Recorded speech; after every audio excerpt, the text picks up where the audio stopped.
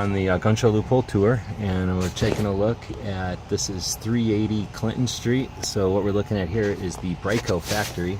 So Bryco Arms was the kind of second, well, the third generation of the Bruce Jennings factories or companies. So he started out with Jennings to make a 22 long rifle version of his dad's Raven 25 ACP.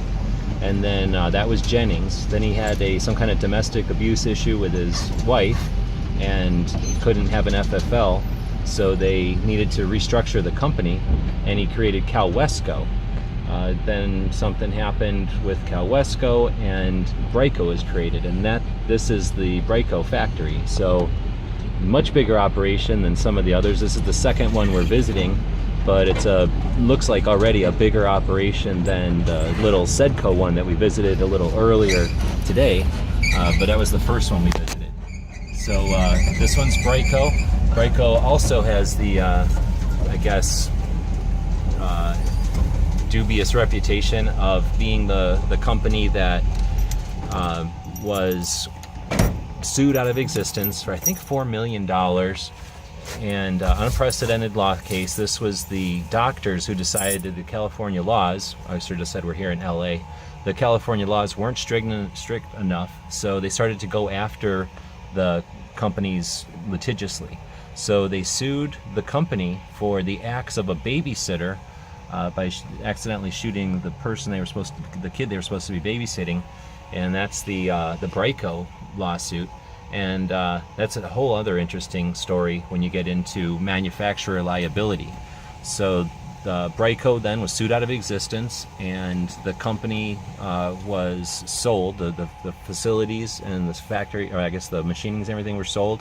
And the kid who was shot did an online campaign, because this was like 10 years later that they actually got the lawsuit came to a conclusion. So the kid did an online campaign to buy the factory, and he wanted to buy all the tooling and stuff and destroy it and make a big event out of it, which, great for him. That was a good idea. And he did an online campaign, and this was a long time ago, at least early in the days of doing online campaigns like that. I think he raised $5 million or something crazy. It was a lot of money, and but the company had more money than that. So the factory manager ended up buying the company, or the machining, and his name was something Jimenez, and that's where we get Jimenez Arms. Now, California has horrible burdens on manufacturers, infringements on...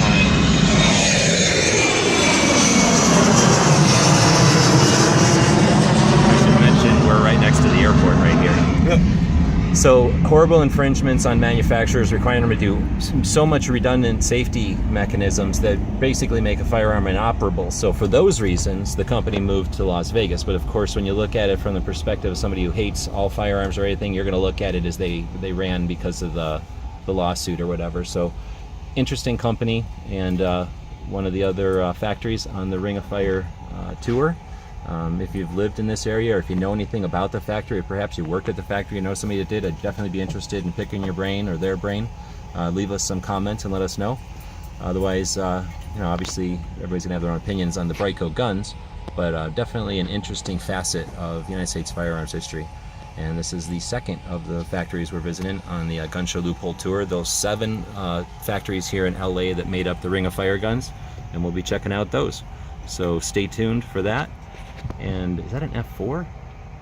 No, it's some kind of plane. Looked like an F4 for a second. Anyway, thanks always for watching.